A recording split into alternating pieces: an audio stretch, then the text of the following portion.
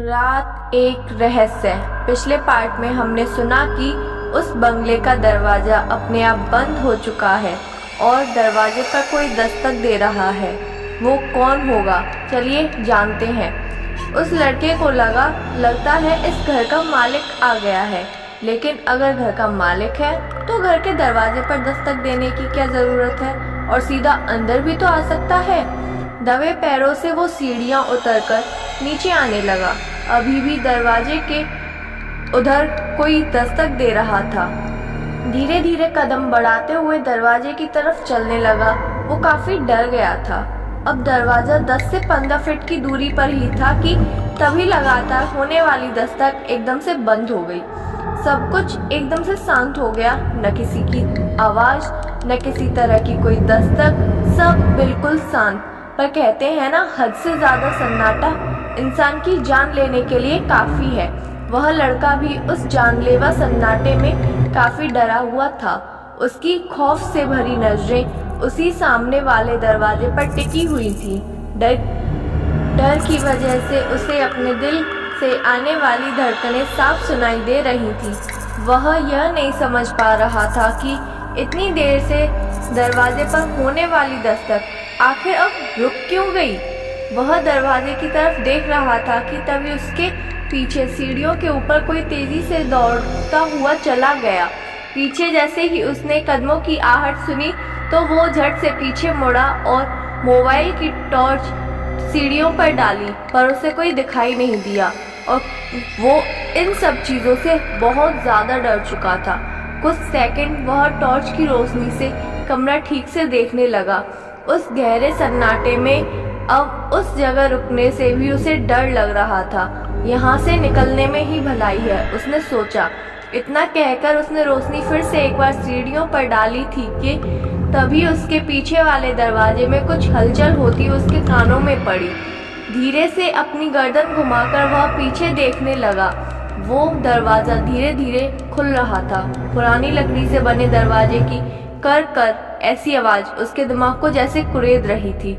दोनों तरफ का दरवाजा आधा ही खुला और वैसा ही रह गया। उसकी नजर दरवाजे पर टिकी हुई थी कि शायद कोई बाहर आए, पर इस सन्नाटे में और जहां मैं इतनी देर से हूँ वहाँ कोई ना हो। अचानक से कौन आ सकता है। बाहर रात के गहरे सन्नाटे ने जैसे सब कुछ निकल गया था, और जो भी रात में बाहर निकलता उसे भी वो निकलने के लिए तैयार बैठा था। उस लड़के के दिल में बैठा डर उसे घर में रुकने के लिए मना कर रहा था, तो दूसरी तरफ घर से बाहर फैला खौफनाक अंधेरा जैसे किसी काले अजगर की तरह उसे निगलने की घात में डूबकर बैठा था। उसने फैसला किया, अपनी गाड़ी के पास जाकर ही रात गुजारूंगा। चारों तरफ अपनी डर भरी निगाहें घुमाई और सामने वाले उस दरवाजे को देखा। फिर हिम्मत जुटाई और अब तेजी से उस दरवाजे की ओर दौड़ने ही वाला था, पर इतनी आसानी से वो कैसे जा सकता था। वो अपने पैरों को हिला भी नहीं पा रहा था। उसने टॉर्च की रोशनी नीचे डाली और एक खौफनाक चीख उसके मुंह से निकली। अभी का समय। कॉफी का एक घूंट लेकर कप नीचे रखते हुए मैंने उससे पूछा, उसके पैरों में ऐसा क्या था जिससे वह इतना डर गया। दोस्त ने बोला, पता नहीं, पर 2 दिन बाद उसकी लावारिस गाड़ी उसी घर के सामने वाली सड़क पर मिली और वो उसका पेट के नीचे से आधा कटा हुआ उसका शरीर बंगले के कुएं में पड़ा मिला। ऊपर का आधा शरीर कहाँ गया किसी को नहीं पता।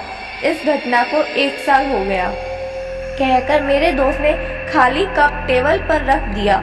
उसकी डरी हुई शक्ल को देखते हुए मैंने कहा, आज तक इतनी भद्दी, बकवास और बेहुदा भूतिया घटना मैंने पहले कभी नहीं सुनी। मेरे दोस्त ने कहा, भद्दी? और नहीं तो क्या।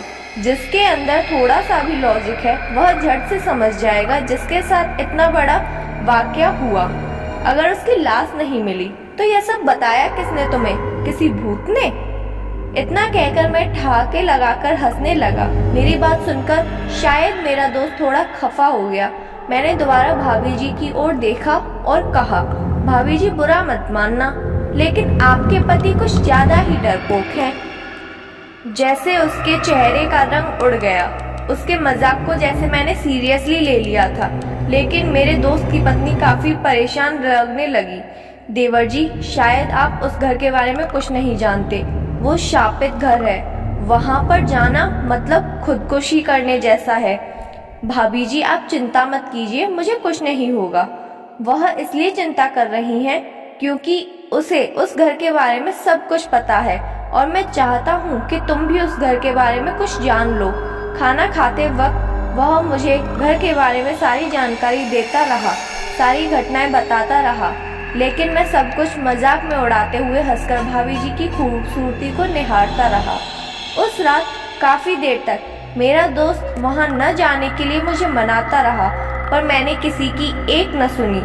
उसने काफी समझाया, पर मैं चुप मुस्कुराते हुए दोनों को बाय बोलकर अपनी कार में घर के लिए निकल गया। तो अब क्या मैं उस घर में जाऊंगा? क्या मेरी रात अच्छे से कट पाएगी? जानने के लिए सुनते रहिए और हमारे चैनल के साथ बने रहिए। Thank you.